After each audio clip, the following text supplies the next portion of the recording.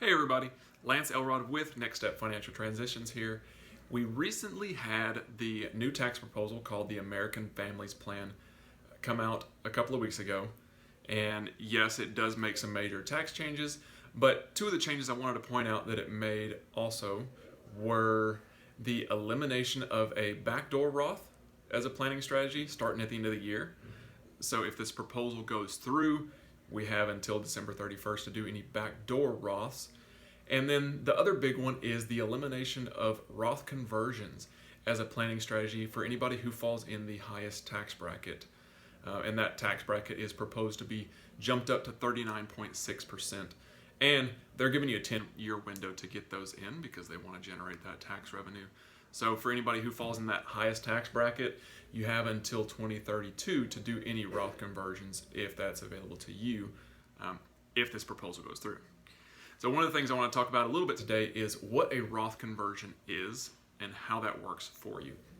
So if you remember back to a video we talked about a while ago, the benefit of Roth IRAs or Roth 401ks is not just the tax deferred growth, but then any withdrawals are tax-free. So the premise behind a Roth is you're paying the taxes up front now, hopefully at a lower tax bracket than where you will be in the future. And we talked about tax location. There's taxable, there's tax deferred, and there's tax-free. That tax-free bucket can be huge for you if you can start it early on. The downside to Roths is they usually have very small contribution limits, and then people get phased out of contributing to them the more they make. So that's where a Roth conversion comes in as a strategy. The idea behind a Roth is you are taking your traditional IRA and you're paying taxes on that now to convert that into a Roth or into that tax-free bucket. Now this can make a lot of sense if it is a year like 2019 was for a lot of people, where you may have been without a job for quite some time and found yourself in a lower tax bracket than what you normally fall in.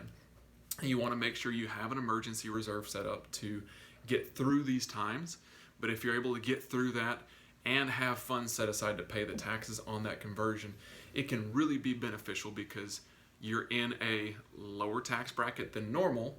And so you can convert those dollars, recognize that as income, and still not jump up to much higher tax brackets. So it's a way to make sure you're paying money on a tax bracket that you won't normally be in. So you're paying taxes at a much lower rate than where you will usually find yourself.